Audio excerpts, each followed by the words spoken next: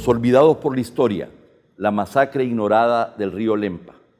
Empezamos hablando del contexto en que se enmarca esta masacre ocurrida en el río Lempa en marzo de 1981, que a pesar de ser una de las 3 primeras grandes masacres de la guerra salvadoreña, tras el Zumpul en mayo del 80, el Mozote en 1981, ha sido ignorada por la historia.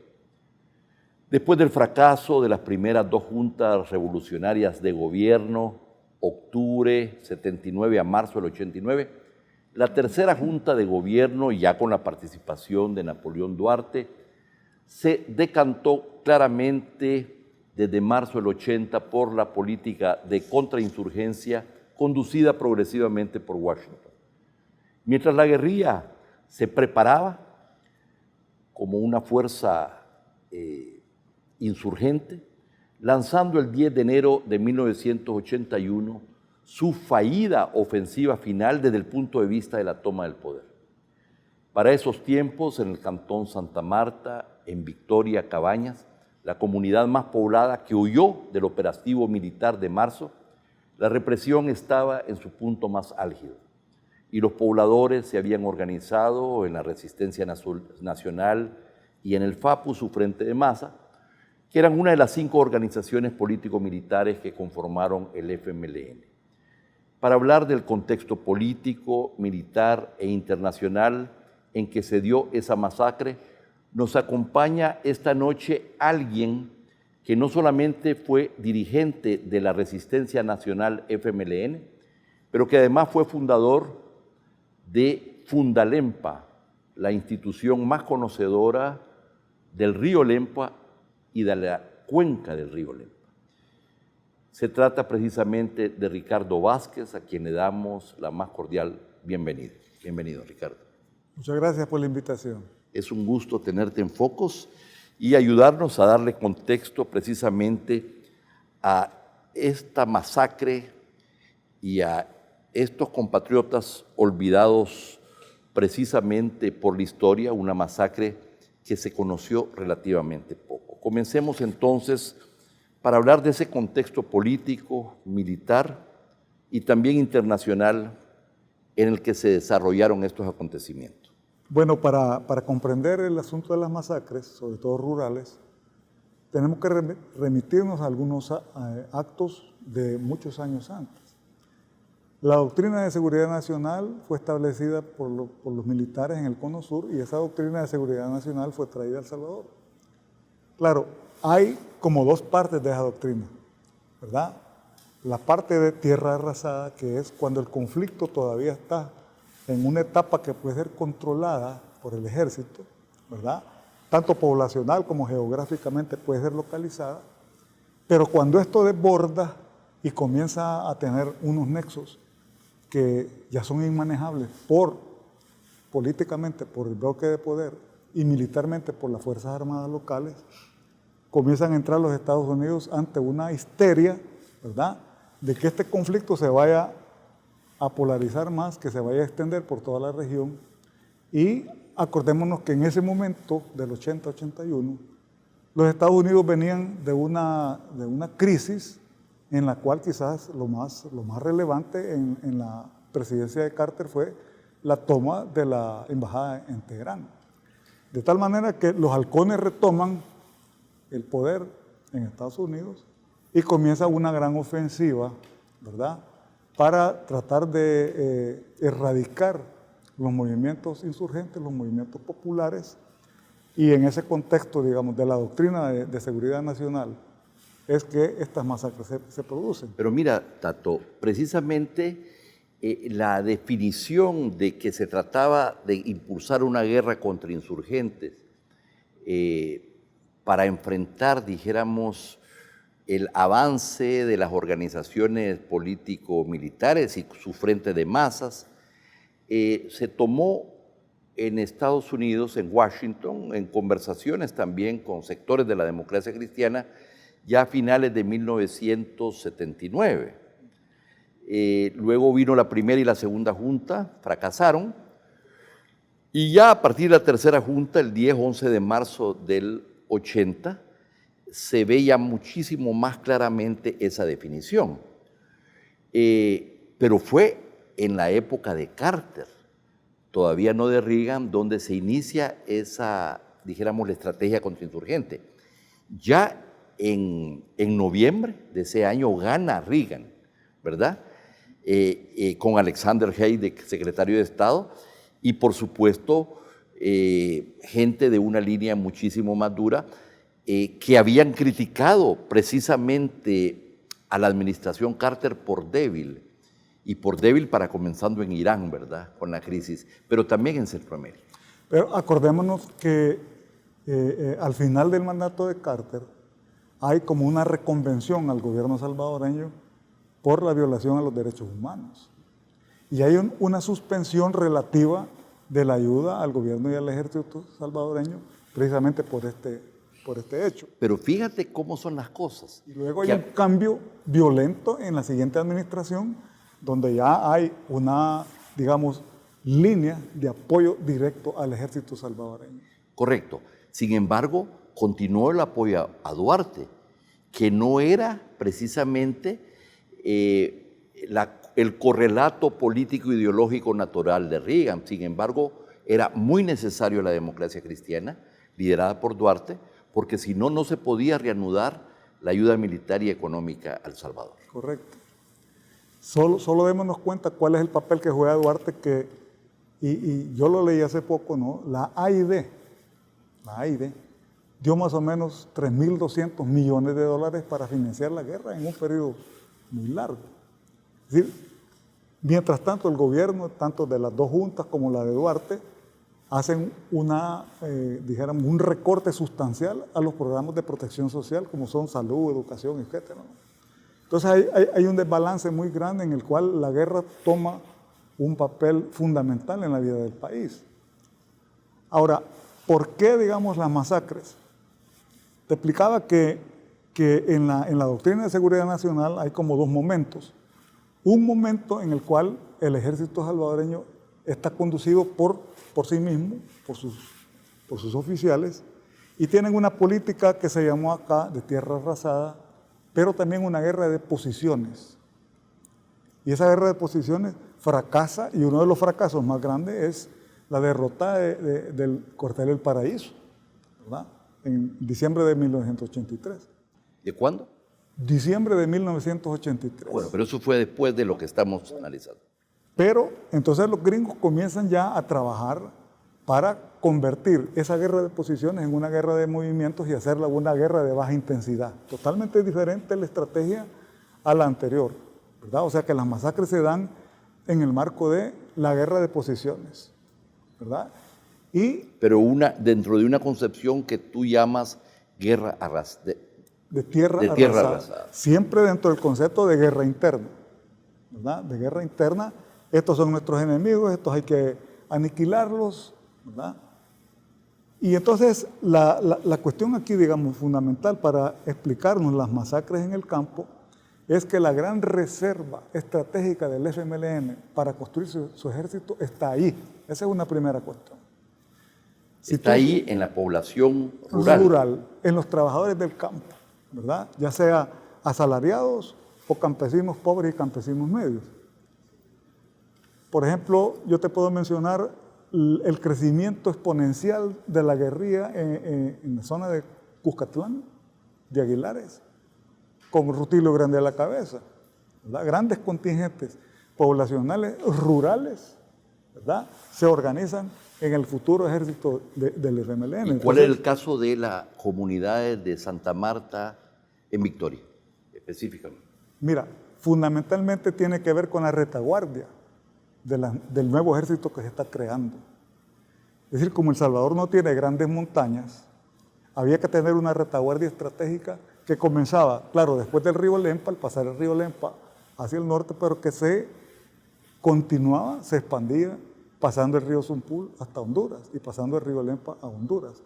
Entonces tiene que ver con esa retaguardia y tiene que ver con una política de yunque y martillo del ejército hondureño para tratar de evitar la expansión, ¿verdad?, del teatro de operaciones hacia Honduras, hacia Guatemala, hacia Nicaragua y evitar en este caso no solo las operaciones militares como tales, sino que también el trasiego de armas. Pero esto ya desde el inicio del 81.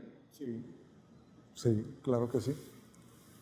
¿Verdad? Es decir, los movimientos populares son hasta el año 80 más o menos eminentemente urbanos, pero la organización de la FECAS, UTC, etcétera, ¿no?, viene de años anteriores. Yo me acuerdo del año 78, hay unas grandes tomas por paracaidistas incluso en la población de Aguilares. Entonces, creo que hay un conjunto de aspectos que nos llevan a poder analizar de una manera más exacta el porqué de la represión, es quitarle el pez al agua. Es decir, estas masacres se distinguen porque fueron víctimas de ello población civil, mujeres, niños, gente de la tercera edad, fundamentalmente. Acordémonos que precisamente esa concepción fue la que acompañó desde el inicio el impulso de la reforma agraria, que fue en gran parte diseñada o reestructurada por Roy Prosterman, aquel alto oficial del Instituto Americano para el Desarrollo y Sindicalismo Libre, que había impulsado también una reforma agraria pues con algunas características, no sé si similares, en Vietnam del Sur, ¿verdad? Entonces, el tema era que había que quitarle el agua al pez para poder nadar y había que quitarle las banderas también a la guerrilla. Eso no fue solamente concebido en términos de la misma reforma agraria, pero también de las poblaciones que constituían de alguna manera la base de apoyo del FMLN en el territorio, ¿no? Vamos a ir a un corte, ya regresamos.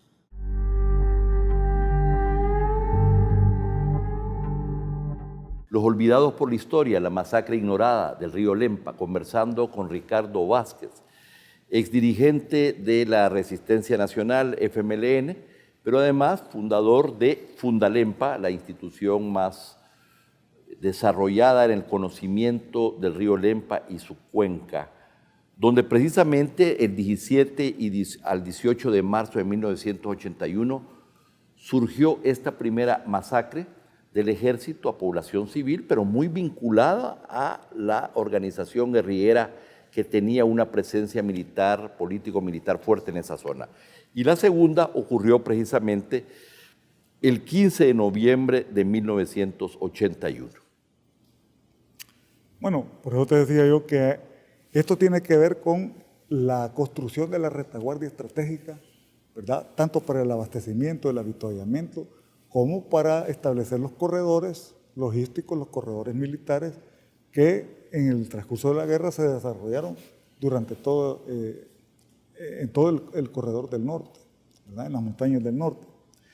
Entonces, las masacres tienen, como te decía, el objetivo fundamental de sacar al pez del agua, de eliminar la posibilidad de crecimiento de la guerrilla, pero también digamos, de resguardar a los puestos militares que tenía el ejército, la guardia, la policía en esas zonas, también los cuarteles de la defensa civil, de orden, etcétera, en el marco de la estrategia de guerra de posiciones, ¿sí? Entonces, ¿por qué? Porque ellos sabían, de acuerdo a las experiencias internacionales, que el FMLN iba a tener una estrategia militar de movimientos y no de guerra de posiciones, porque estamos en una desventaja estratégica, y que entonces había que eliminar estos primeros focos para resguardar esos puestos militares de todo tipo que estaban en el norte del país. Prácticamente en una zona, digamos, con pocas carreteras, donde los blindados, donde otra serie de recursos militares no iban a ser tan importantes o tan viables de utilizar. Y acordémonos que la Fuerza Aérea no estaba desarrollada en ese momento y el batallón de paracaidistas tampoco existía, ¿verdad? Entonces, creo que los norteamericanos evaluaron todo eso, ¿verdad? Es decir, localicemos el conflicto, ¿verdad? Es Chalatenango, Morazán, Cabañas, norte de San Miguel. Golpeemos a los focos guerrilleros ahí, golpeemos a la población civil, aniquilémoslos y resguardamos realmente la línea que tenemos de posiciones fijas. Esa es un poco la posición. Bueno, no hay duda de que la relación con la democracia cristiana y el pacto que se hace fue clave en reanudar la ayuda militar y también en el apoyo económico. Sin eso, esa junta, ese gobierno hubiera tenido viabilidad, pero tampoco el poder apoyar, organizar, asesorar y preparar al ejército para una guerra en la que no estaba preparada. No hay duda de que eso jugó un papel, y dijéramos que de marzo a abril del 80 en adelante, es decir, un año antes de esta masacre, ese ejército comenzó poco a poco a transformarse con mucho más recursos y capacidades técnicas, ¿no? Sí, o sea, la transformación es en su pensamiento militar, en su estrategia militar, en su avituallamiento, en su equipamiento, y la dirección pasa fundamentalmente a cargo de los norteamericanos, en una forma directa, ¿verdad? Allí no hay dónde perderse, o sea, no eran solo asesores, estos eran dirigentes militares en la guerra. En diciembre de 1980 viene el asesinato de las madres, de las monjas, ¿verdad? Maryknoll. Eso tuvo un gran impacto en la opinión pública norteamericana, y los Estados Unidos presionaron para que Napoleón Duarte fuera el presidente de la Junta de Gobierno para poder contrarrestar o darle mayor legitimidad a Washington de esa estrategia que se podía ver, dijéramos, amenazada precisamente por eso. Pero ya en marzo del 81 estamos hablando de esta masacre tan importante, y la pregunta es por qué la resistencia nacional, además del área importante de Guazapa, escoge Cabañas. Era un trabajo que se venía desarrollando con la población desde hace tiempo. ¿Por qué Cabañas? Tiene que ver también por el tema de los corredores, tiene que ver por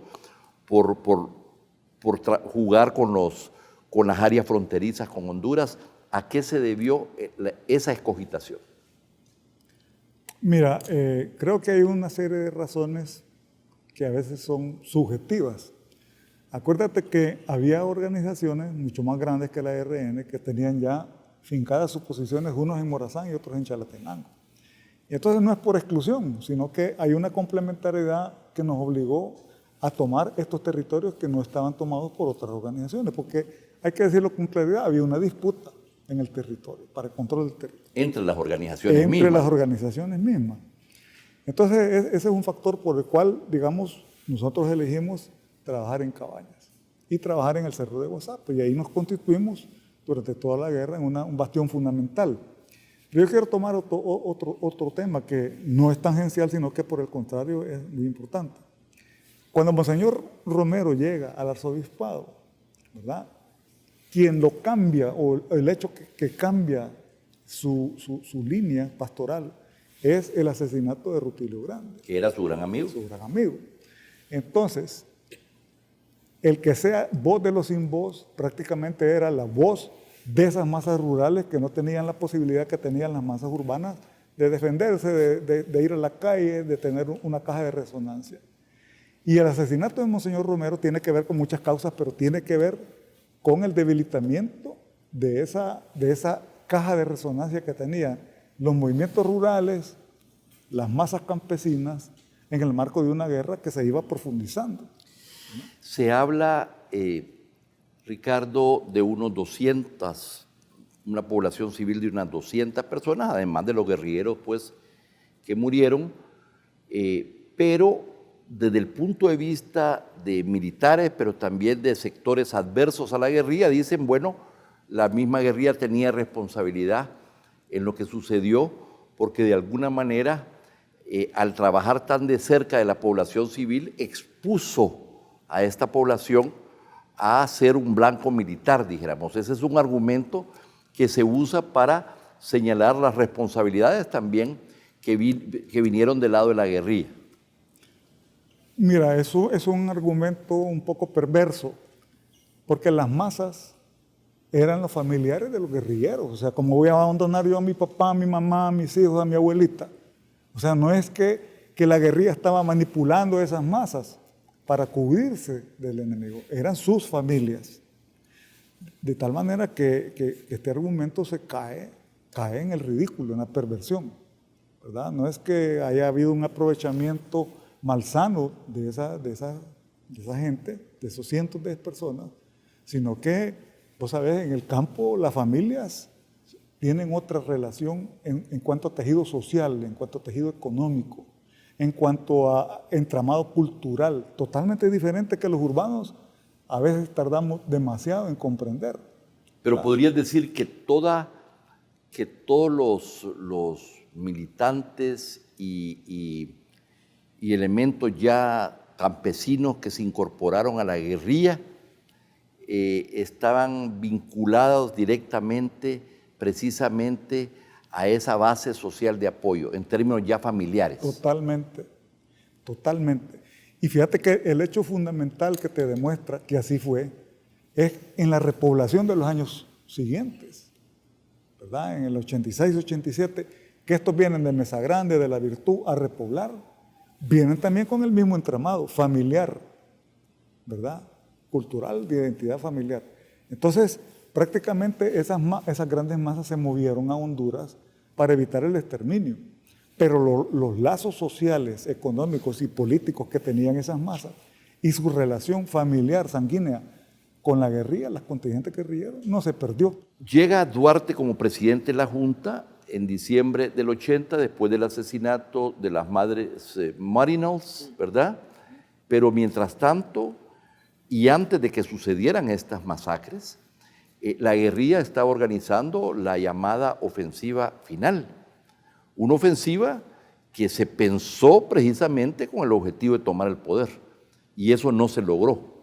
O sea que estas masacres corresponden a una especie de contraataque, de alguna manera, del ejército a 2 meses después, ¿verdad?, de la llamada ofensiva final, que fracasó desde el punto de vista de la toma del poder, aunque sí demostró que tenía pues capacidades de golpear. Correcto.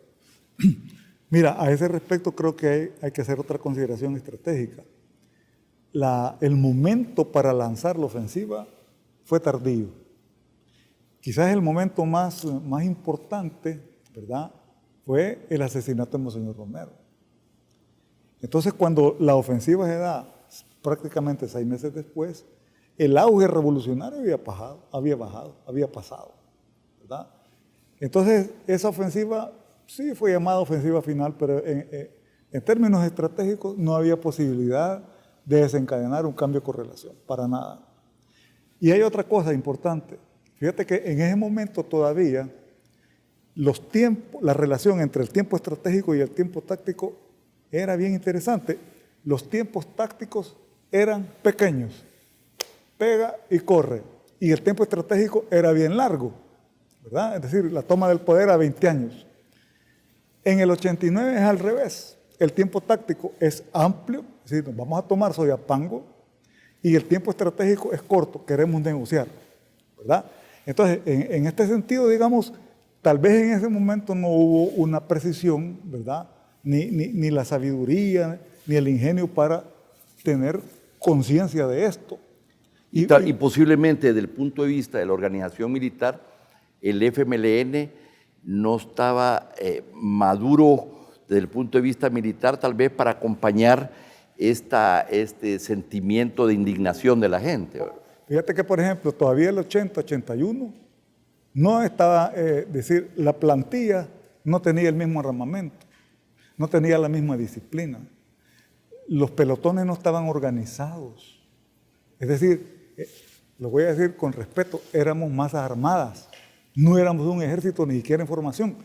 Cuando el ejército entrena los batallones élite, entonces el FMLN se ve obligado a tener una sola plantilla, a tener armamento, a tener logística, a tener jefes militares formados. Pero eso se dio ya después, precisamente de esta ofensiva de enero del 81, y después de que sucedieron estas masacres que tuvo un costo humano muy grande, en este caso en particular en en Cabañas, ¿verdad? En Santa Marta, Victoria, tanto el 17 y 18 de marzo de 1981 como el 15 de noviembre de ese mismo año, con unas pérdidas en vidas humanas de sectores de la población muy vinculadas precisamente también al movimiento guerrillero. Bueno, con esto hemos dado algunos elementos del contexto en que sucedieron esta masacre ignorada del río Lempa como parte de esta serie Los Olvidados por la Historia. Ricardo, muchas gracias por tu participación. A ustedes yo soy el que está agradecido. Y a ustedes, amigos televidentes, muchas gracias por su sintonía en este contexto sobre los olvidados por la historia, la masacre ignorada del río Lempa.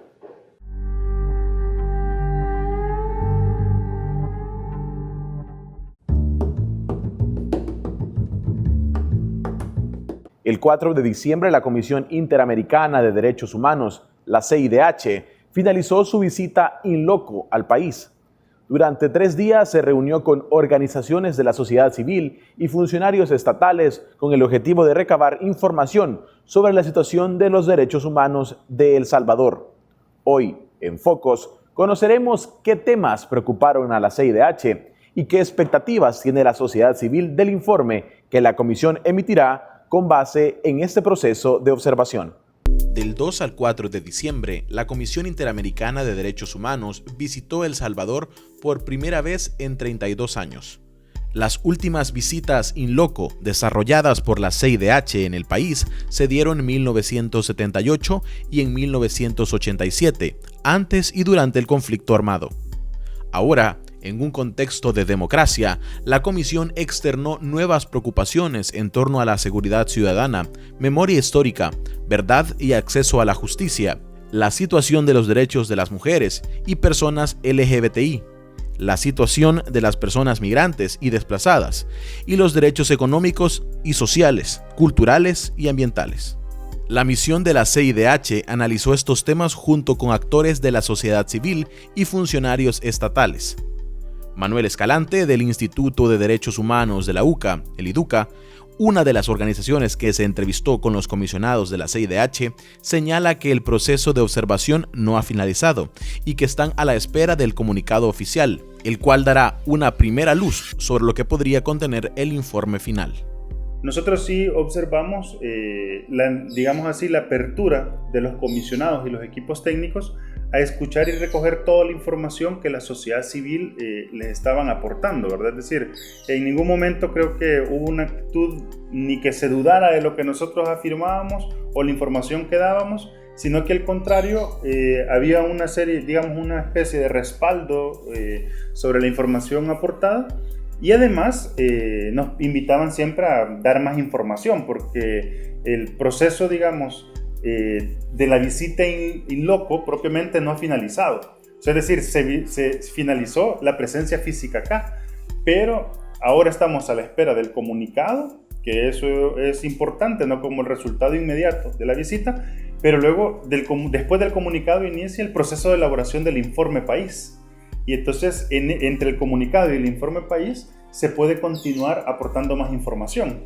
Escalante dijo también que entre las situaciones planteadas a la CIDH están los retrocesos en materia de derechos humanos durante el actual gobierno.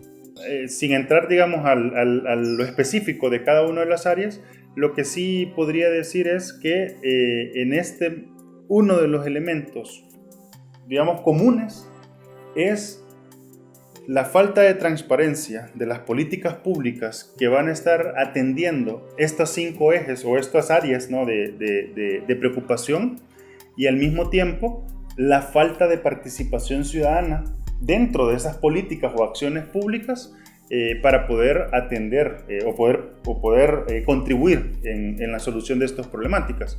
Y sobre todo eso lo enfocamos principalmente en el órgano ejecutivo, ¿no? Porque el órgano ejecutivo tenía una serie de los órganos ejecutivos, digamos, los gobiernos anteriores, habían generado una serie de instituciones o instancias que permitían esa transparencia o ese al menos contacto con la ciudadanía. Llámese Consejo Nacional de Seguridad Ciudadana, llámese, por ejemplo, la Dirección de Diversidad Sexual en la Secretaría de Inclusión Social misma. Es decir, había una serie de instituciones, tanto en los ministerios como en el mismo presidencia, que ahora ya no se encuentran. Una de las principales preocupaciones expresadas por la comisión fue la falta de políticas públicas para la erradicación de los crímenes de odio por orientación sexual e identidad o expresión de género. Bianca Rodríguez, representante de Comcavis Trans, afirma que los comisionados señalaron su preocupación por la falta de aprobación de leyes a favor de la población LGBTI. Entonces, la comisión en sí mostró preocupación porque a pesar de que se generó en el año 2015 una legislación, una reforma a la legislación que incrementaba las penas de crímenes o amenazas cometidos hacia población LGTB, esta no se está implementando. También nuestra preocupación ante los discursos de odio de legisladores que en su facultad como legisladores pues tienen a partidizar este enfoque del acceso a derechos a personas LGTB y fundamentan estereotipos, un discurso de odio, de marginación, de discriminación y de violencia hacia las personas LGTB en el acceso y goce pleno de sus derechos. También un poco se ilustró a los y las comisionadas de la Comisión Interamericana, pues datos estadísticos de población LGTB que había sido asesinada entre los años 2015 y 2019, y estas cifras avanzan más de los 60 casos de crímenes por odio en todo este periodo, luego de la reforma al Código Penal en los artículos 129 y 155. Y tiene la tendencia a que estos casos de crímenes por odio pues quedan en la total impunidad. El informe con las conclusiones y recomendaciones de la CIDH para el Estado salvadoreño a raíz de su visita al país podría publicarse en un año. Al ser un país miembro del sistema interamericano, El Salvador está obligado a acatar estas indicaciones.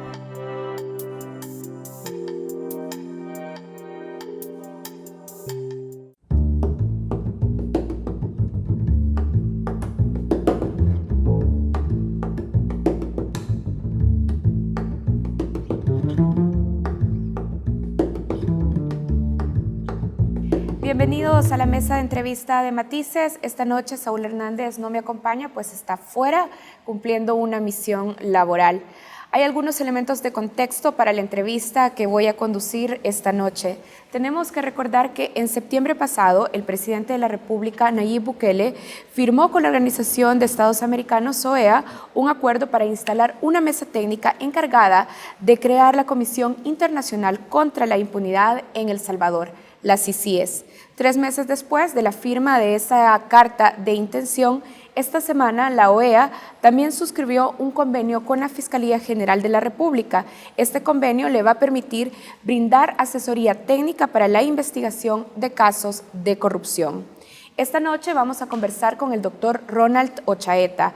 Él es el comisionado de la CICIES, un abogado y notario guatemalteco con una maestría en Derecho Internacional. Antes de ser nombrado comisionado de la CICIES, Ochaeta era el representante de la OEA en nuestro país. Buenas noches, doctor Ochaeta, comisionado. Bienvenido a la mesa de entrevista. Muchas gracias, buenas noches. Bueno, tenemos algunos elementos que conversar sobre el establecimiento en este periodo de tiempo de las CICIES. Ya lo decía yo en la introducción, a inicios de septiembre el Ejecutivo y la Organización de Estados Americanos, OEA, suscribieron una carta de intención para crear e instalar la CICIES. Pero fue hasta el 26 de noviembre de este año, del 2019, que se firmó también un acuerdo marco entre el gobierno y la Secretaría General de la OEA para establecer las CICIES. Sabemos, comisionado, que en estos meses han estado trabajando también en la negociación y firma de acuerdos con el Ejecutivo y su Ministerio de Seguridad, con la Corte Suprema de Justicia y finalmente, como ya lo estaba mencionando, con la Fiscalía. ¿Por qué esos acuerdos son vitales para hablar del establecimiento y funcionamiento de las CICIES? Bueno, buenas noches, porque son vitales por una sencilla razón, son las que conforman el sector de justicia. Y nosotros, el propósito de la invitación que nos hace el Gobierno de la República como organismo multilateral para venir a trabajar en el país con este mecanismo, más que un mecanismo, es un instrumento jurídico que nos permite dar asistencia técnica a estas instituciones del sector de justicia para fortalecerlas y darles mejor capacidad para enfrentar la lucha anticorrupción que todas en común están dando en el país. Bien, hasta el día de hoy, luego de que se han firmado estos acuerdos, ¿usted afirmaría que ya opera la CICIES en El Salvador? Estamos operando, efectivamente. Comisionado, con respecto, revisando los documentos, por ejemplo, el acuerdo marco con el Ejecutivo, ahí se establecen objetivos, competencias y obligaciones para las CICIES. Con respecto a estos elementos, ¿cuál es el estado actual del funcionamiento de la misión? Bueno, estamos trabajando ya, hay un equipo técnico base, que somos más o menos 7 personas, 3 personas en Washington que nos están dando ese apoyo. Hemos tenido una consultora también que nos ha trabajado una de las áreas que vamos a trabajar y hemos sacado a concurso ya, a concurso internacional, hago la aclaración porque ninguno de los puestos de los cuales va a estar conformada la CICIES, la misión, van a ser, digamos, puestos de confianza, excepto algunos locales. Pero en cuanto a los internacionales, todos van a ser concurso público internacional. Ya se han sacado un gerente o gerenta de entidades no estatales y para que maneje un foro, o más que un foro, un observatorio de la justicia penal. Y también al coordinador de operaciones. El coordinador de operaciones va a ser el encargado de establecer el equipo para trabajar tanto con el Ejecutivo como con la Fiscalía. Ahora, mi pregunta estaba también orientada de las competencias, de las responsabilidades o atribuciones que tendrá la comisión, ¿cuáles ya se están trabajando? Es decir, por ejemplo, usted decía en su primera intervención, trabajamos en asesoría técnica, trabajaremos en asesoría técnica, pero con respecto a esta visión de ofrecer asesoría técnica, ¿cuál es el estado en el que está ahora la misión? Bueno, entenderá usted y los televidentes que este es un proceso. Primero nos instalamos,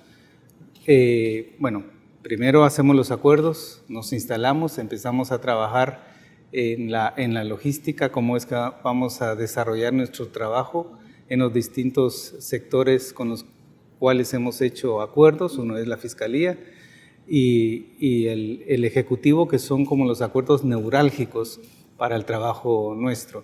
En ese sentido, en efecto, nosotros ya estamos implementando algunos protocolos de procedimientos que vamos a realizar, tanto en el Ejecutivo con la Fiscalía. El fiscal se ha comprometido con nosotros en entregarnos también su propuesta de protocolo único de procedimientos, la cual la vamos a esperar y vamos a empezar a trabajar naturalmente. En contrapartida, nosotros estamos ya contratando a peritos forenses y a investigadores internacionales. Ahora, para las personas que nos están viendo, cuando usted dice estamos trabajando ahora en los protocolos, en términos prácticos, en el marco de este proceso, ¿qué significa eso? Los protocolos es el procedimiento que vamos a utilizar, los criterios que vamos a utilizar para la selección de casos, por ejemplo. Eso es lo que están trabajando hoy por hoy con la Fiscalía General de la República. Sí, y con el Ejecutivo. Y con el Ejecutivo. Si la firma de convenios eran claves para que empezara el trabajo de las CICIES, para poder decir, bueno, ya estamos instalados, pero también como usted está diciendo, los protocolos indican el procedimiento que vamos a seguir en los procesos de investigación. ¿A qué se refería el presidente Nayib Bukele cuando dijo que ustedes ya estaban evaluando o investigando casos? No sé. Pero hay comunicación, entendemos, entre el Ejecutivo. Claro, pero la pregunta es ¿qué quería decir el presidente? Yo no puedo interpretar al señor presidente. Sin embargo, entiendo el sentido de la pregunta, pero yo no tengo esa respuesta. Es decir, Voy a citar la declaración que dio el presidente. Hubo una conferencia de prensa en Casa Presidencial y ahí decía, la CICIES ya está investigando casos, decía, ya tienen un vocero interino, porque en ese momento usted operaba como vocero interino, y decía, ya hay una oficina y ya están evaluando algunos casos, 5 casos, decía él. Es decir, ustedes recibieron esos casos. Estamos evaluando, dijo, esa es la palabra clave. Una evaluación no quiere decir que nosotros estamos trabajando ya sobre un caso. Pero, solo para que quede claro para quienes nos están viendo, comisionado, ustedes recibieron esta información. Recibimos información efectivamente en 2 ocasiones. De Casa Presidencial. De Casa Presidencial, a lo cual una de mis respuestas fue, estos casos están ya en la Fiscalía General. Será el señor fiscal general quien determine si en efecto él desea el acompañamiento de las CICIES o no lo desea en casos particulares, porque al leer el convenio ese va a ser el principal punto de partida para poder trabajar con la Fiscalía, es que el fiscal nos invite a nosotros a participar en X o Y investigación que esté, bueno, no en la investigación, a invitarlos en asesoría técnica en la investigación que ellos están llevando a cabo. Claro, ahora cuando el presidente dice eso, el 19 de noviembre, tal y como lo estaba señalando, aún no estaba firmando el convenio marco con la Fiscalía General de la República. ¿No? Y cuando usted dice estamos evaluando, tampoco estaba ya establecido. No, pero sí estaba la carta de intención, estaba el acuerdo con el Ejecutivo y estábamos en pláticas con la Fiscalía como con otros sectores o otras instituciones de gobierno. Ahora, también para claridad de la audiencia, puesto que se acaban de firmar los protocolos de entendimiento, ya vamos a hablar en particular del convenio de entendimiento con la Fiscalía, la CICIES hoy por hoy no está investigando estos casos. Yo no voy a dar información de casos que vamos. Primero le quiero aclarar, nosotros no vamos a investigar casos, nosotros vamos a hacer auditorías forenses en el Ejecutivo y si encontramos elementos o indicios que permitan deducir de que hay cometimiento de delitos, nosotros vamos a presentar al aviso a la Fiscalía General de la República a efecto de que ellos hagan la investigación posteriormente. De acuerdo. Ahora, comisionado, ¿qué implica hacer una auditoría forense y cuál es la distinción clave que usted marca con nosotros no investigamos, nosotros hacemos auditorías forenses? Es una buena pregunta. La auditoría forense se puede decir que es un proceso administrativo, en tanto que la investigación ya conlleva tiene una connotación judicial, porque se hace desde la Fiscalía. Eso en términos muy sencillos, ¿verdad? Y tal y como está indicado en la Constitución y en otros instrumentos legales, la investigación, la dirección de la investigación le corresponde a la Fiscalía. Exactamente, la dirección funcional la tiene la Fiscalía. Ahora, comisionado, ¿cómo se va a financiar la CICIES? Leyendo el acuerdo marco con el Ejecutivo, hay una mención específica de que la CICIES se va a financiar con contribuciones voluntarias de la comunidad internacional. Nos interesa saber cuál es el presupuesto de operaciones de la CICIES para los próximos 4 años. Es aproximadamente a los 4 años. Bueno, los 4 años no sé, pero tenemos ya una propuesta para la comunidad internacional y aproximadamente esa operación va a costar entre 12 y 15 millones de dólares. ¿En un plazo de? En estos 2 años. En 2 lo años. más caro, hay que entenderlo, lo más caro que hay es la implementación de la primera fase, porque hay que adecuar oficinas, hay que comprar vehículos, todo el tema de seguridad, cámaras, equipo, etcétera, etcétera. Eso es el costo mayor. Solo la red, por ejemplo, para instalar toda la red de comunicaciones adentro de las oficinas, eso es un presupuesto muy, muy alto, porque es tecnología, ¿no? Ahora, doctor Ochaeta, hablando de la necesidad de conseguir esta gestión de fondos, de cerrar esta gestión de fondos con la comunidad internacional, ¿cuánto es el presupuesto para el 2020 específicamente? O por lo menos, ¿cuánto es el presupuesto para que podamos decir la CICIES está funcionando ya, cumpliendo los objetivos que están establecidos al 100% dentro del convenio marco con el Ejecutivo? No se lo puedo desglosar en este momento. Lo que le puedo dar, el grueso del financiamiento que estamos buscando es aproximadamente esa cantidad para los 2 años. el flujo, como se vaya a gastar, va a depender cómo llegue y cuáles son las necesidades que nosotros vayamos presentando para ir ejecutando esos fondos. Bien, ahora hablemos de plazos entonces, ya que usted me dice, bueno, no podemos hablar ahorita de proyecciones de presupuesto desglosadas, pero hablemos de plazos. ¿Cuándo usted visualiza como líder de este proyecto que la CICIES entonces va a contar con los fondos que necesita para empezar a operar? Para empezar a operar, ya empezamos. Bueno, para empezar a operar cumpliendo, por ejemplo, los objetivos de asistencia técnica con la Fiscalía, con otras instituciones. Yo esperaría que los fondos de la comunidad internacional vayan llegando en los próximos 3 meses. Entonces, hay manifestación de interés de varios estados que por razones obvias y de cortesía no voy a mencionar, pero hay manifestación de interés. Bien. Ahora, hablemos de el presidente Bukele, ya decíamos, pareció que estaba asumiendo la vocería de las CICIES cuando anunciaba que había entregado estos casos y cuando él aseguraba que ya estaba en investigación, luego decía están en evaluación. ¿Cómo nos garantiza? Porque esto también es algo de lo que las organizaciones de la sociedad civil han estado expresando en público. ¿Cómo se garantiza la independencia de la misión que usted dirige con respecto al Ejecutivo? Y jurídicamente, a través de la Carta de la Organización de Estados, la Carta Constitutiva de la Organización de Estados Americanos. Ningún funcionario de la OEA, en este caso extensivo a las CICIES, puede recibir órdenes de ningún funcionario de gobierno. Esa es una de las razones por las cuales tuvimos por decir algo, pues no diferencia, pero sí un atraso en las comunicaciones con el señor fiscal, porque él lo que nos proponía, nosotros le propusimos un modelo en el cual no era adaptable por la Constitución, pero él nos ofrecía otro modelo en el cual nosotros quedáramos supeditados a la Fiscalía General o al fiscal general, porque él no puede delegar la función direccional. La puede hacer a una comisión, sea esta internacional o sea nacional, pero nosotros no podemos quedar supeditados al fiscal general, y ese fue uno de los impedimentos, y volvimos a hacer borradores y a volver a negociar y a volver a conversar. Esa es la garantía que yo le doy. Y la otra, mi impronta profesional, si queremos hablar personalmente, ¿no? Comisionado, ustedes siguen manteniendo comunicación con el Ejecutivo para coordinar naturalmente todos los requisitos y todos los detalles del acuerdo con esta institución. ¿Con quién del Ejecutivo se reúnen? ¿Quién es la contraparte de las CICIES en Casa Presidencial? En Casa Presidencial, Conan Castro y un asesor internacional, Juan Carlos Gutiérrez. ¿Y qué papel ha asumido el vicepresidente Félix Ulloa? También la canciller, pero por eso dije en Casa Presidencial. En Casa Presidencial.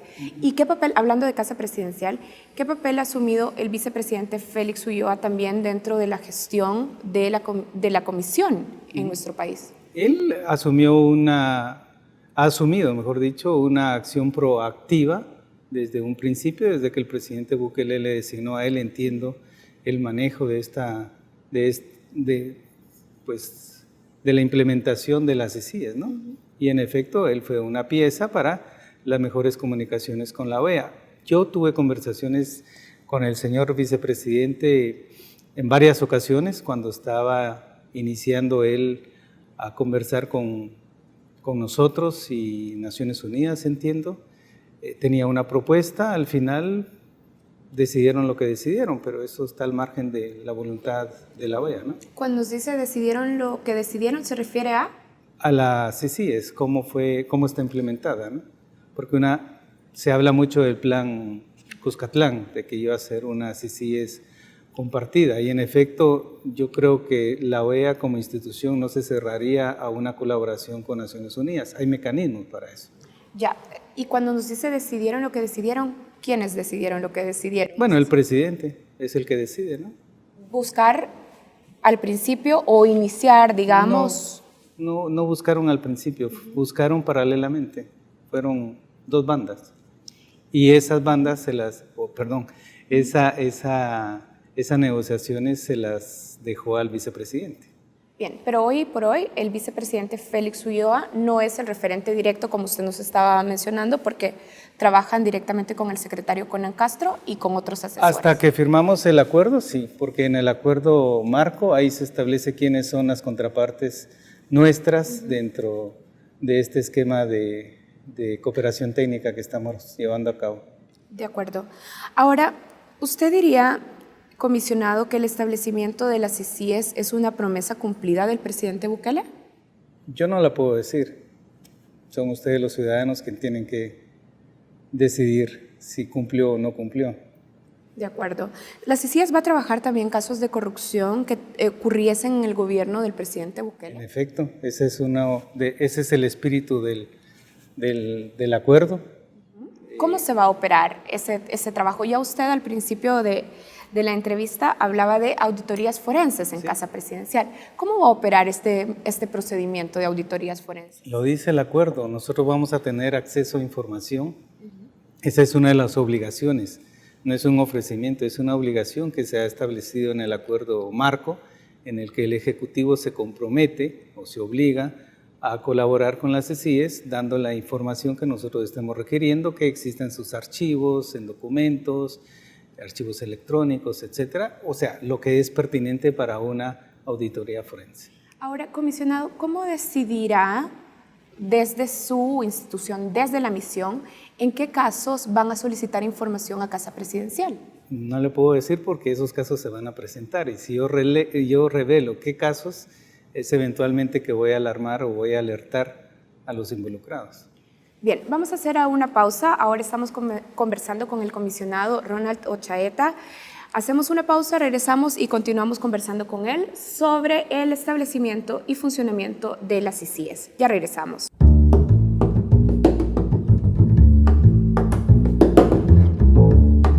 Estamos de regreso en la segunda parte de esta entrevista de Matices.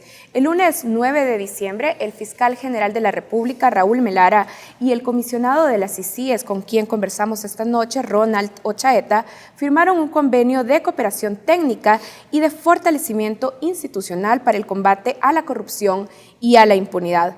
Para conocer más detalles de la firma de este convenio, Focos ha preparado la siguiente cápsula.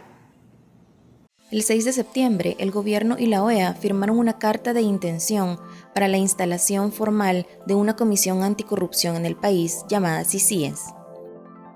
En este documento estableció un plazo de 3 meses a partir de su suscripción para la firma de un convenio de establecimiento definitivo. Este nuevo acuerdo se firmó el pasado 26 de noviembre. A pesar de que el presidente Nayib Bukele aseguró a la prensa el 19 de noviembre que la CICIES ya estaba operando e investigando casos de corrupción presentados por el Ejecutivo, fue hasta el 9 de diciembre que la comisión firmó un convenio con la Fiscalía para iniciar un proceso de asistencia técnica y fortalecimiento institucional. Este convenio establece que el fiscal general deberá designar unidades operativas y personal que trabajará de la mano de expertos internacionales y nacionales seleccionados por las CICIES para el cumplimiento de sus funciones. El acuerdo advierte que no se debe interpretar que la comisión sustituirá las funciones de la Fiscalía en la investigación y tramitación de procesos judiciales. El apoyo técnico de las CICIES se limitará a realizar recomendaciones estratégicas para el combate a la corrupción y la impunidad en campos como elaboración de políticas de persecución penal, elaboración de reformas legales y administrativas, implementación de modelos de investigación y criterios de interpretación de la ley, además de recomendaciones específicas en cuanto a requerimientos de información a instituciones públicas, intervención de la PNC en casos de lavado de dinero, inmovilización de cuentas bancarias y otras que sean necesarias. Además de la Fiscalía, la CICIES ha firmado convenios de cooperación con la Corte Suprema de Justicia y el Ministerio de Seguridad. Sin embargo, aún no se ha logrado ningún acuerdo con la Asamblea Legislativa para garantizar reformas legales que permitan la operación de la comisión como querellante adhesivo en procesos judiciales. Bien, comisionado, ya estábamos viendo algunos de los detalles contenidos en este acuerdo de cooperación técnica con la Fiscalía General de la República. Tenemos que decir, y el acuerdo también así lo hace muy explícito, que nuestra Constitución y legislación señalan claramente que a la Fiscalía le corresponde dirigir la investigación del delito. El fiscal Raúl Melara y usted suscribieron este convenio y ahí se expresa claramente que la firma no implica que se están delegando funciones o atribuciones constitucionales y legales que tenga ya la Fiscalía a las CICIES. Teniendo en cuenta esto, comisionado, ¿cuál es el rol de las CICIES en la investigación de casos de corrupción? Ninguno, porque no vamos a investigar casos. Nosotros lo que vamos a dar es asistencia técnica sistematizada día a día con cada uno de los fiscales a las unidades fiscales. Lo que les vamos a dar es capacidades técnicas para hacer su investigación, los fiscales. Los fiscales. Profundicemos en eso, comisionado, para las personas que nos están viendo. Cuando dice cooperación técnica, no investigamos, hacemos cooperación y asistencia técnica. ¿Cómo se va a materializar eso? ¿En qué actividades específicas? En la evaluación de la prueba, de la evidencia, en la judicialización de los casos, en el monitoreo de cuentas bancarias, por ejemplo, si se trata de delitos como de lavado de dinero. Bueno, eso va a depender de cada caso, cada caso va a tener un perito forense asignado o 2 peritos forenses asignados, dependiendo de lo que se trate.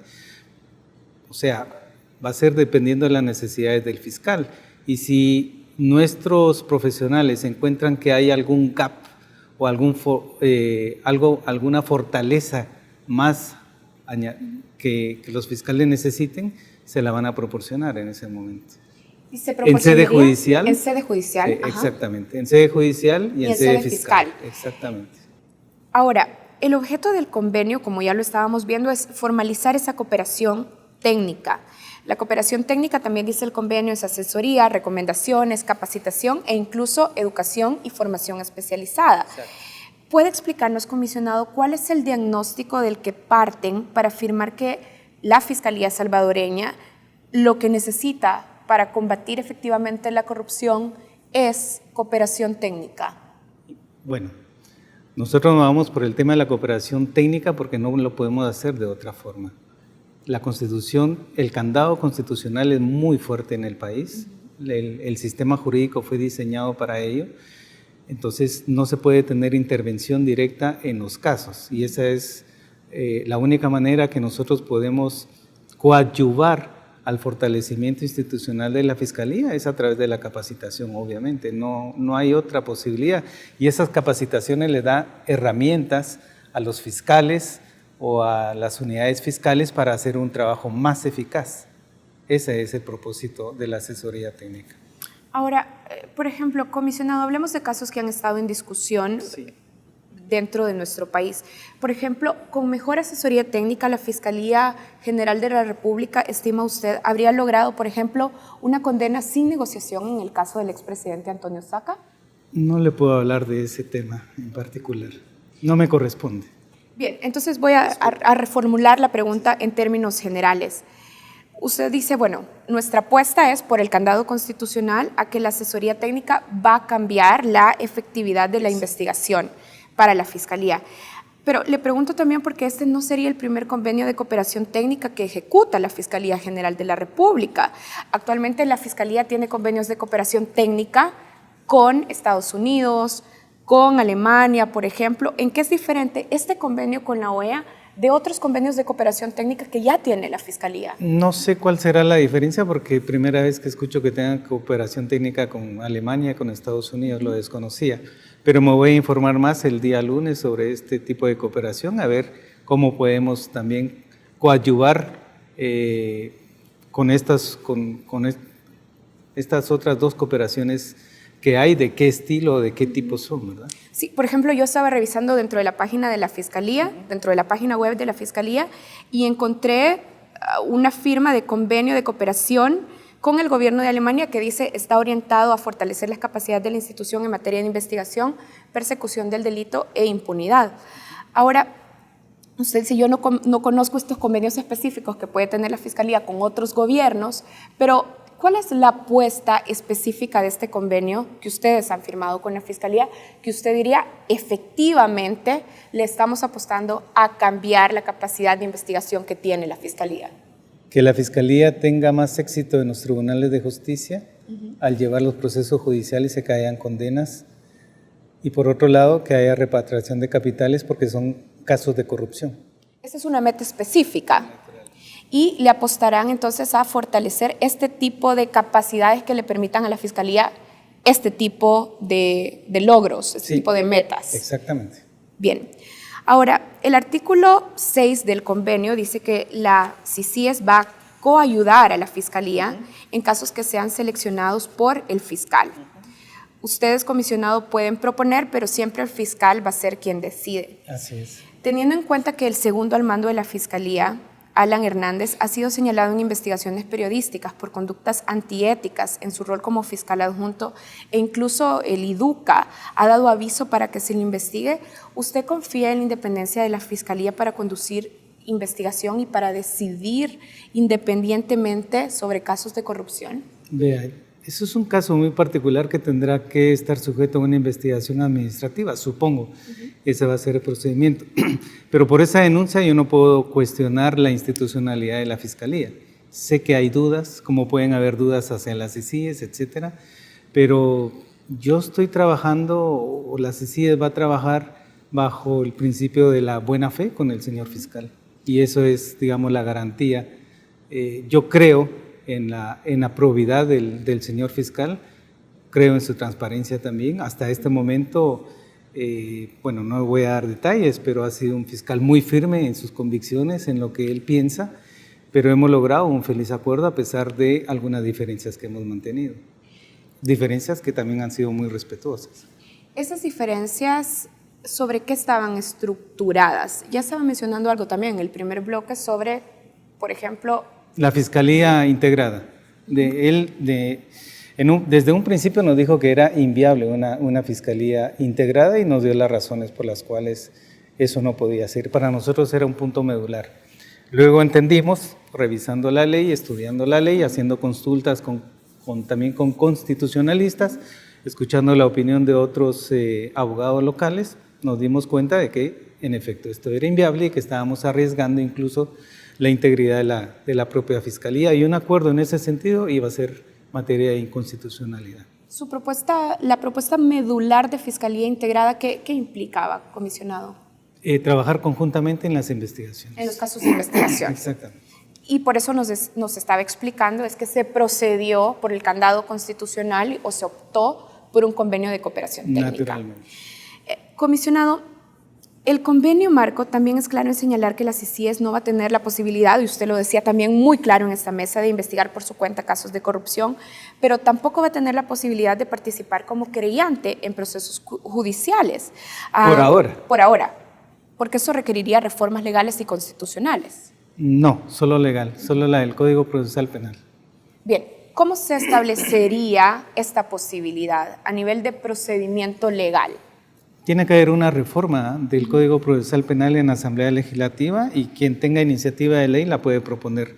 En este caso hemos obtenido el ofrecimiento del Ejecutivo, que junto con otras reformas anticorrupción o leyes anticorrupción que se necesiten, las va a presentar en su momento a la Asamblea Legislativa. Pero eso no obsta a que, por ejemplo, sectores de la sociedad civil puedan pedir también a quien ellos consideren pertinente dentro de la Asamblea, exactamente, para que vayan adelantando en la reforma, cuando menos, de la querella. Yo no creo que ningún diputado se oponga, quisiera pensar que se vaya a oponer a que ese artículo que establece que solo salvadoreños o asociación de salvadoreños pueden ser querellantes. No pienso, en el mejor sentido de la buena fe, no pienso que los diputados se vayan a oponer a eso, porque además viola la Convención Americana de Derechos Humanos. Esto fue objeto también de una conversación con la presidenta recientemente en su visita in loco que tuvieron al país. Ahora, comisionado, El Ejecutivo ha hecho ya el ofrecimiento de llevar como iniciativa esta reforma que permite que la CICIES participe, que permitiría que la CICIES participe como querellante. ¿En cuánto plazo espera usted que se presente esta iniciativa de reforma? Los tiempos políticos no los podemos manejar nosotros y tampoco el momento, ¿no? Pero tenemos, la esperanza que esto sea el próximo año. Bien, ahora, ¿por qué, comisionado, el gobierno y la misión no se tomaron el tiempo para consensuar desde el principio este tipo de reformas en la Asamblea Legislativa? Buena pregunta, y permítame indicarles que lo principal es anclar, y una vez anclado en puerto seguro, como son los acuerdos, uno puede trabajar lo siguiente. No es que no tengamos un consenso sobre qué reformas, tenemos identificadas cuáles reformas son necesarias para hacer más efectiva la lucha anticorrupción. Bien, comisionado, ¿considera que el establecimiento del mismo convenio marco suscrito por el Ejecutivo debió haber sido también avalado por la Asamblea Legislativa? Le pregunto eso porque el artículo 131, inciso séptimo de la Constitución de la República habla justamente de que corresponde a la Asamblea ratificar los tratados o pactos que celebre el Ejecutivo con los estados o organismos internacionales como la OEA. Exactamente, pero lo que nosotros firmamos con el Ejecutivo no es un tratado internacional, es un acuerdo marco de cooperación con el Ejecutivo que nos permite, a partir de ese acuerdo marco, establecer también convenios con otras instituciones del país. Eso fue lo que hicimos, no es un tratado, pero se le puede dar un carácter de tratado posteriormente. Por eso es que en el último artículo del acuerdo, si me permite lo voy a leer, dice cualquiera de las partes, perdón, no es estoy en el... Convenio marco con el Ejecutivo, es este exactamente, que tiene. En las disposiciones finales o generales dice: las partes podrán suscribir acuerdos complementarios, los cuales, en caso de ser necesarios, serán sometidos a la aprobación de la Asamblea Legislativa conforme al ordenamiento jurídico de El Salvador, de manera que no se cierra la puerta para que esto se convierta en un acuerdo internacional, consensuado naturalmente con las otras partes ya involucradas, que ha sido felizmente acordado con la Secretaría General de la OEA. Comisionado, le hago una pregunta final.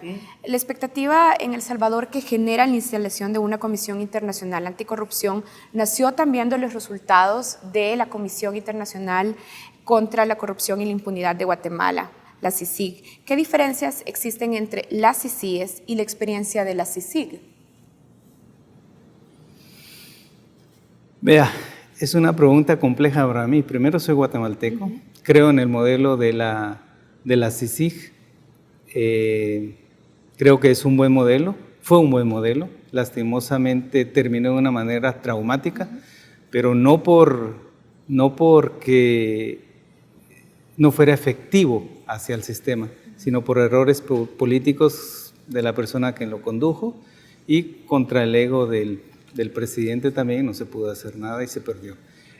Entonces, cuando dice errores políticos, se está hablando de errores políticos del comisionado Iván Velázquez. Exactamente. ¿Qué tipo de errores políticos? Por ejemplo, hablando de lecciones aprendidas para no repetir en el caso de Salvador.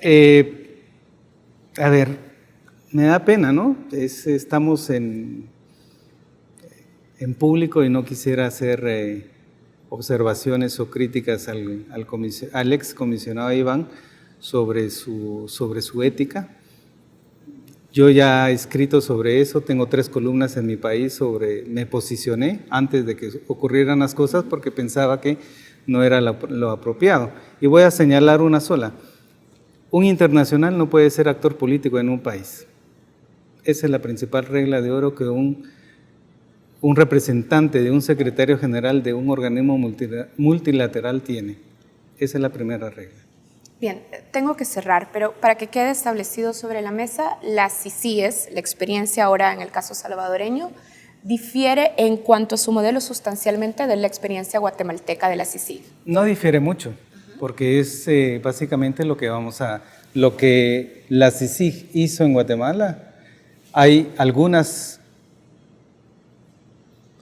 funciones que tuvo la CICIG, las vamos a tener nosotros acá, como algunas funciones que tiene la MASIG en Honduras también las vamos a hacer acá, pero todo está hecho a la luz de las circunstancias propias de El Salvador. Bien, pero no así como lo ha estado explicando, la de la integración en el trabajo de investigación con la Fiscalía. Esa es una gran diferencia entre Honduras y Guatemala, porque en Honduras existe y en Guatemala existió la Fiscalía Integrada. Bien, y no en El Salvador como lo ha estado explicando.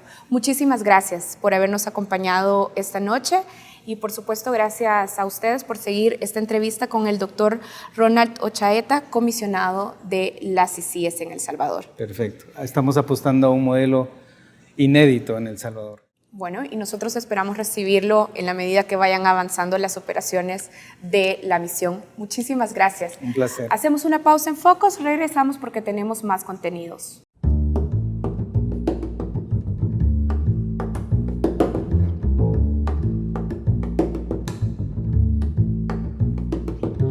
Bienvenidos a Reflejos, el segmento de análisis internacional de Focos TV.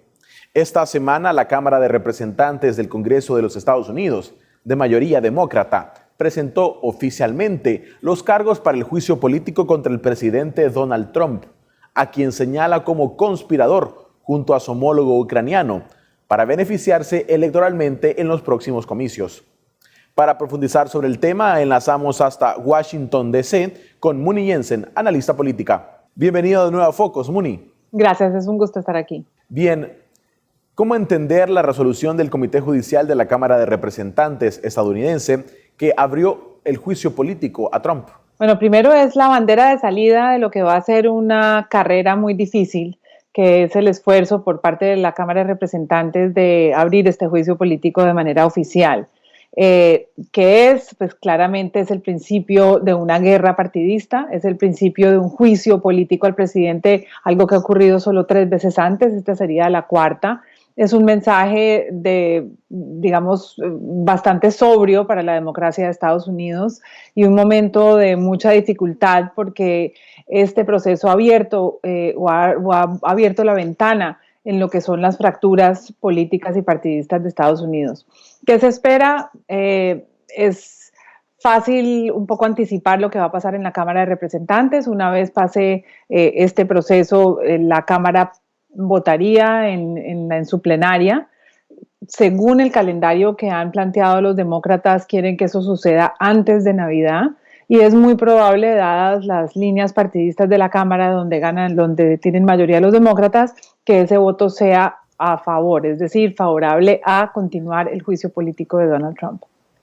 El Comité Judicial de la Cámara presenta 2 cargos dentro de este juicio político, el de abuso de poder y el de obstrucción al Congreso. ¿En qué consisten estos 2 artículos y por qué se le atribuyen al presidente estadounidense? Bueno, todo esto está basado en la relación del presidente Donald Trump con el gobierno de Ucrania y lo que se ha prácticamente comprobado desde las últimas semanas, donde han aparecido diversos testigos confirmando lo que hizo Donald Trump fue presionar la ayuda al gobierno ucraniano y justo al propio presidente ucraniano a cambio de que el presidente abriera una investigación sobre los negocios del hijo de Joe Biden, quien es el mayor rival de Donald Trump en la próxima campaña en ese país. Y se mostró de esa manera, sobre todo con los testimonios de los testigos, de que Donald Trump utilizó su poder presidencial para ejercer un poder electoral que le beneficiaría a él en la próxima campaña. Además de estos cargos, los demócratas también evaluaron adjudicarle el de soborno. Entiéndase por qué habría ocurrido una compra de voluntades entre Trump y su par ucraniano. ¿Por qué al final este cargo no se incluyó? Porque Nancy Pelosi es una mujer muy práctica y ella ha tomado la decisión de mantener muy enfocada el proceso del juicio político a los 2 temas que mencionas y no incluir otras, digamos, especulaciones y acusaciones que tiene el presidente en su contra que son un poco más controvertidas. Ella tomó una decisión política que puede o no ser, digamos, la más indicada para el resultado que ella busca, pero que sí muestra una practicidad de calendario, es decir, si mantenemos este proceso corto, pequeño, rápido, podemos terminar los votos antes de que se acabe el año y el propósito, por supuesto, es para que no se acerque demasiado a la fecha de las elecciones que son en noviembre del año entrante. Así que es una jugada política de Nancy Pelosi que lleva muchos años en este oficio y que ha decidido mantener esto pequeño, no esperar a que aparezcan o que acepten dar testimonio los demás testigos que estaban en la lista. Está manteniéndolo pequeño y donde las pruebas son bastante seguras. Evidentemente, estas decisiones tienen un trasfondo político de cara a las presidenciales del 2020. Pero ¿qué tan fuertes son las evidencias contra el presidente? ¿Este proceso se reviste de un carácter democrático y legal? Bueno, los demócratas están siguiendo lo que estipula la Constitución, y es que si encuentran razón para creer que hay unos hechos comprobados que llamarían al Congreso a empezar un juicio político, lo están haciendo. Es decir, ellos están siguiendo al pie de la letra la ley. Las pruebas en gran parte son incontrovertibles. El argumento que están usando ahora los republicanos, que se han visto acorralados pensando que no tienen ninguna manera de refutar estas pruebas, no es si son verdad o no, es si son delitos que tienen la importancia y la gravedad como para abrir un juicio político. O sea, que ellos ya se han movido de todo esto es mentira, es una conspiración, a ok, puede que esto sea cierto, pero de ninguna manera amerita una medida tan drástica como el impeachment. Ahora bien, ante la casi inminente votación a favor de la Cámara de Representantes de mayoría demócrata, ¿qué posibilidades hay que este juicio contra Trump sea respaldado también por el Senado, donde al menos 20 republicanos deberían votar positivamente? Pocas, y por dos razones. Primero, porque el Senado está, como muchos saben, dominado por el Partido Republicano, o sea que si se va por el lado partidista, de todas maneras la mayoría votaría para proteger al presidente. Y segundo, porque, como lo has dicho, no se requiere una mayoría simple como en la Cámara, sino una mayoría de 2/3 partes, con lo cual tendrían más o menos que convencer a 20 senadores republicanos de los 50 y algo que hay, de votar a favor de un juicio político al presidente, lo cual tendría unas consecuencias políticas para estos senadores bastante grandes. Lo que creo que dentro de la jugada política que está haciendo el Partido Demócrata es, si bien está más o menos claro que en el Senado se va a caer esta solicitud de juicio político, salvo que salga algo realmente novedoso en los próximos días, lo que sí están tratando de apostarle es que el presidente salga golpeado, tanto en la opinión pública como en el juicio mismo, a tal punto que esos pocos puntos que tiene todavía entre sus seguidores de ventaja se reduzcan y se quite la posibilidad de que Donald Trump gane la reelección en el 2020. Y finalmente, a pesar que no haya destitución del presidente al concluir de este proceso, ¿será herido de muerte Trump? ¿Mermará sus votantes o popularidad de cara a los próximos comicios?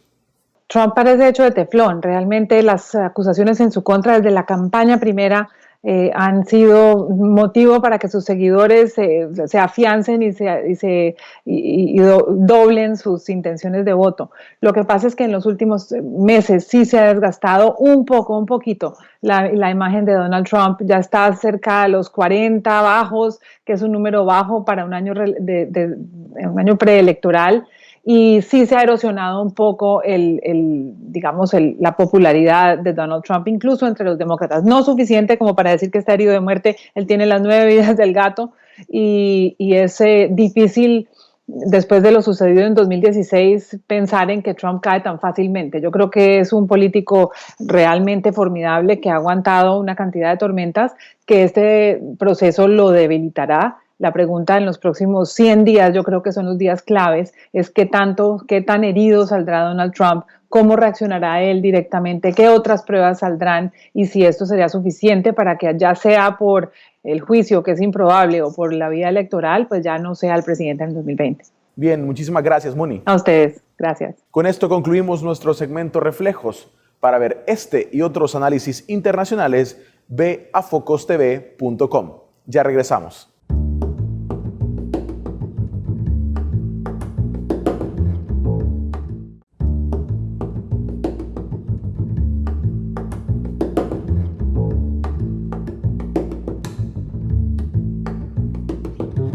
Hoy, junto al Museo Marte, conoceremos la exposición El Centro, del diseñador gráfico salvadoreño Miguel Membreño.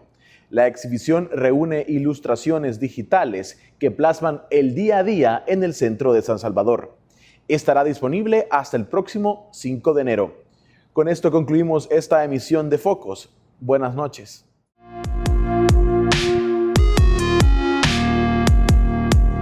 Me dedico a ilustrar y a diseñar y bueno, esta es una exposición en el Museo Marte llamada El Centro. Y bueno, con el director del museo surgió la idea de montar una exposición en base al centro histórico.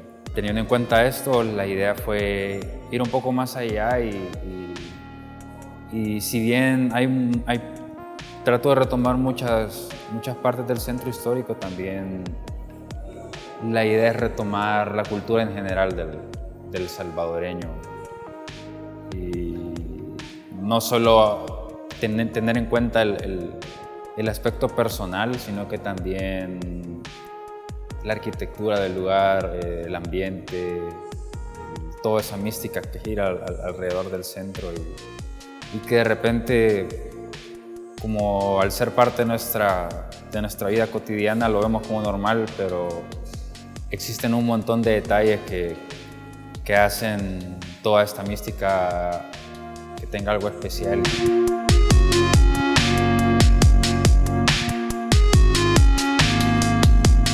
Dentro del caos existe un orden. Eso es algo que también traté de plasmar en cada una de estas horas, y es que a pesar de que se puede percibir como que un caos o un desorden, al mismo tiempo es un orden, porque cada quien sabe cuál es su lugar.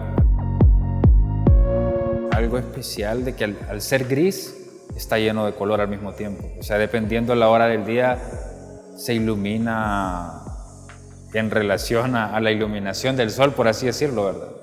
En la mañana los colores pueden ser vibrantes y fuertes, al mediodía todo se puede volver bien cálido y el gris de los edificios puede ser blanco, y en la tarde todo se vuelve naranja, púrpura, y todo se refleja en el ambiente. A partir del boceto, comienzo a hacer pruebas de color, comienzo a tener referencias de atardeceres de la ciudad, de cómo se ve en el mediodía, qué hace la gente en las tardes, qué hace la gente en la mañana, qué tipo de gente habita en el centro, a partir que más allá de vendedores. Para resumir el proceso, es como bocetar en papel, tener la idea clara, escanear todos esos dibujos y comenzar a hacer las propuestas que hice en papel en la computadora y pintarlas en la computadora. El museo me brindó todo el apoyo, me reuní varias ocasiones para la logística, ellos tenían que aprobar todas las propuestas para el montaje también, me brindaron un presupuesto para poder producir todas las imágenes. Y yo no tengo nada más que total agradecimiento.